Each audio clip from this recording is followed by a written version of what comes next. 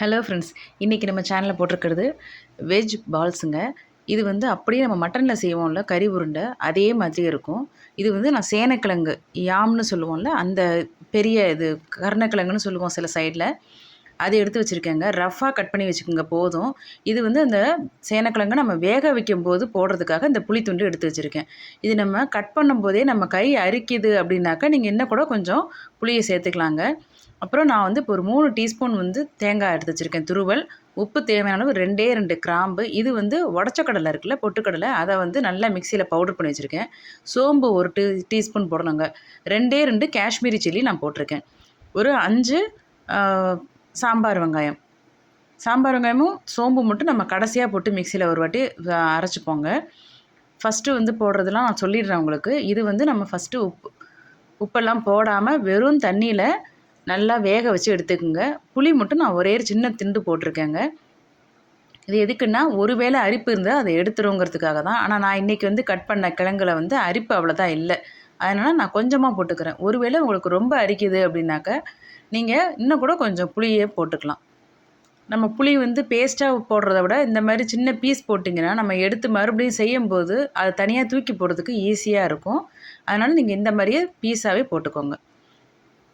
இப்போ நம்ம அந்த மிக்ஸி ஜார்லேருந்து நான் அந்த பொடியை மட்டும் தனியாக எடுத்து வச்சுட்டேங்க. இப்போ ஃபஸ்ட்டு வந்து நம்ம அரைக்க போகிறது வந்து உப்பு, காஞ்ச மிளகாய், தேங்காய், இது 3யும் போட்டு ஃபஸ்ட்டு நல்லா ஓட விட்டுருங்க மிக்ஸி ஜாரில்.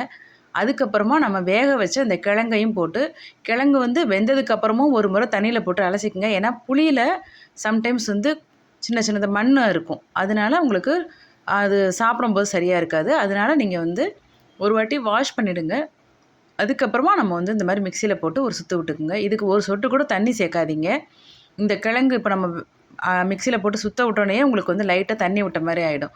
அதுக்கப்புறமா இது அரைப்பட்டதுக்கப்புறம் தான் நம்ம வெங்காயத்தையும் சோம்பையும் போட்டு ஒரு அரைச்சிக்கணுங்க.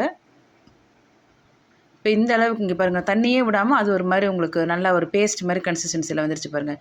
இப்போ இதை வந்து நம்ம இந்த பொட்டுக்கடலை மாவில் போட்டு நல்லா பிசைஞ்சுக்குங்க.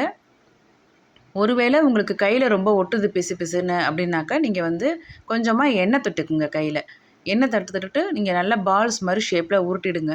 இப்போ நான் வந்து இப்போ கொஞ்சமாக செய்கிறதுனால ரொம்ப கம்மியாக தான் எண்ணெய் வச்சுருக்கேன். இது ரொம்ப எண்ணெயுமே குடிக்காதுங்க. நான் உங்களுக்கு லாஸ்ட்டாகவும் நீங்கள் பாருங்கள், நம்ம லாஸ்ட்டு செட் எடுத்ததுக்கு அப்புறமே அப்படியே எண்ணெய் அப்படியே தான் இருந்தது. ரொம்ப எண்ணெய் குடிக்காது.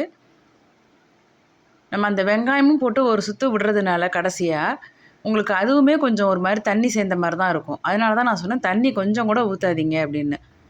மிக்சியில் நம்ம அரைக்கும்போது இது ஒரு மாதிரி செஞ்சு ஒரு நாளைக்கு கொடுத்து பாருங்கள் உங்கள் வீட்டில். கண்டிப்பாக யாருமே நம்ப மாட்டாங்க நீங்கள் வந்து இந்த மாதிரி சேனக்கிழங்குல தான் செஞ்சுருக்கீங்க அப்படிங்கிறத.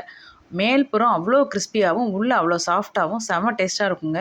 என்னைக்காவது காய் இல்லை அப்படிங்கும்போது நீங்கள் இந்த மாதிரி செஞ்சுக்கங்க. குழந்தைங்க கூட ரொம்ப விரும்பி சாப்பிடுவாங்க. Bye friends.